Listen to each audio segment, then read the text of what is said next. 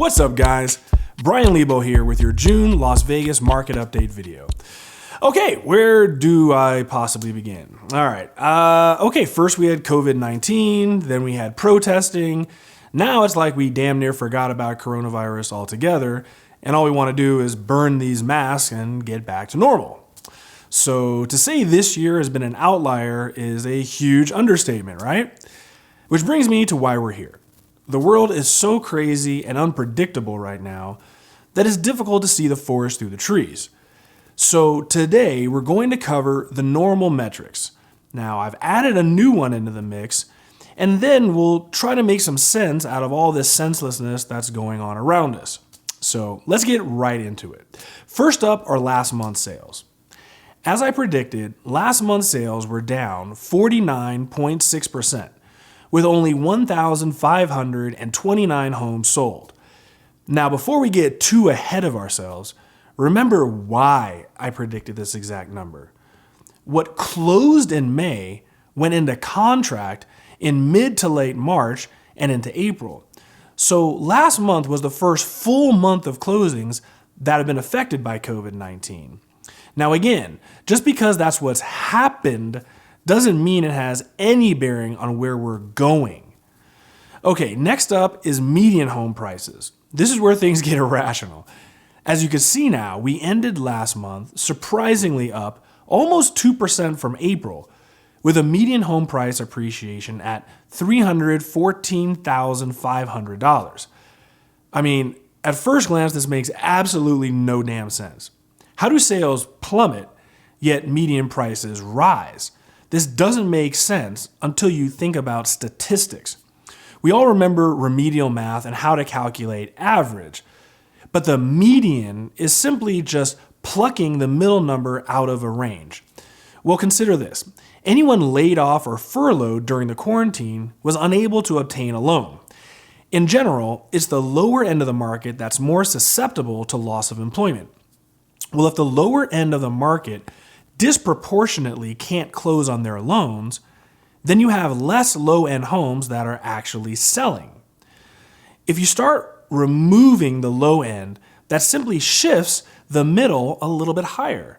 So just because the median price rose doesn't mean that prices actually inflated. It just means that the type of homes that sold last month were of a higher price range. Okay, now let's check out the inventory levels.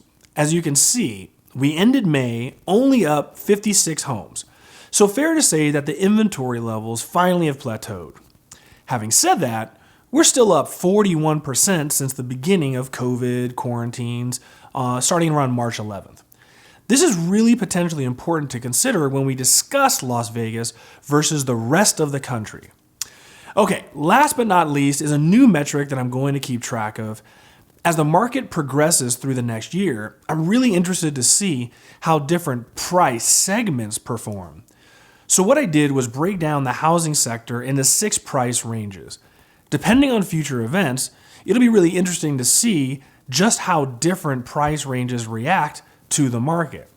Now, on the screen now, you can see some raw data. The low end of the market is anything under $250,000. Typically, these homes just vaporize due to its affordable price point.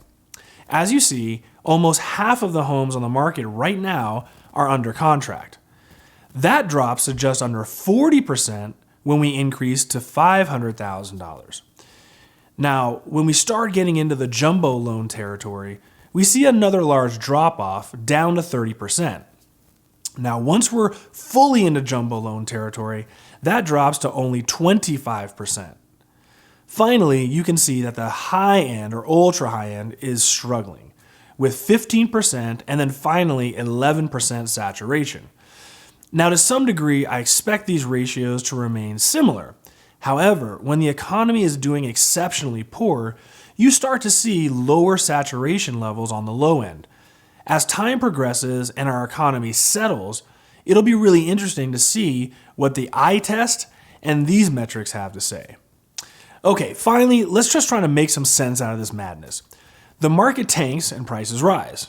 Inventory is up 41% since March 11th, but looking outside, people are in bidding wars now for homes again. So what the hell is going on? Look, I said months ago that we'd see a bump once the quarantine is over. Well, let's just say this is an epic bump.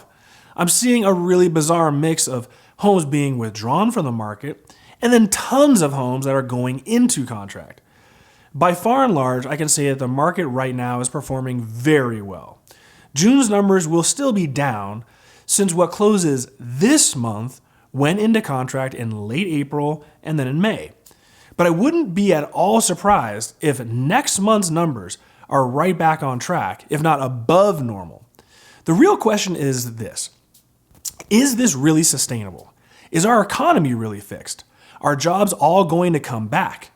Do you really think people will fly back out to Vegas en masse? Personally, I think anytime a market overreacts, you need to be cautious. COVID doesn't seem to be going anywhere anytime soon, not to mention the vaccine's a year away.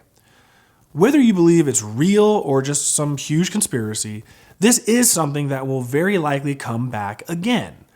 The government's done a great job of propping up our system with stimulus money, but underneath it all, are we really okay? I find it really difficult to believe that our economy is doing as well as it appears. Sure, restaurants are booked on reservations and at maximum capacity. But really, is 30 to 50% on a Friday night anything to really brag about? Would you have gone here if there wasn't full? People were sequestered for months, so it's really not a huge surprise that people flocked to retail stores and restaurants at the first chance they had. It's simply human nature, and we as humans overreact predictably. So before we start getting too excited, let's see how we end this summer. It's only been a few weeks. Let's give this a few months and see how businesses are performing. Let's see how many jobs come back. Let's see how many people are off unemployment. I'm just saying, temper expectations. I still can't recommend arbitrarily purchasing right now when you can visually see trouble on the horizon. We all hope that doesn't happen, but you have to be blind to ignore the political or potential signs that are coming. I'm 100% for selling right now, but unless it's your unicorn of a dream home, I still think the market for buyers will improve later this year. Well, that's it for this month, guys. Thank you all for watching, and I hope you have a wonderful start to the summer.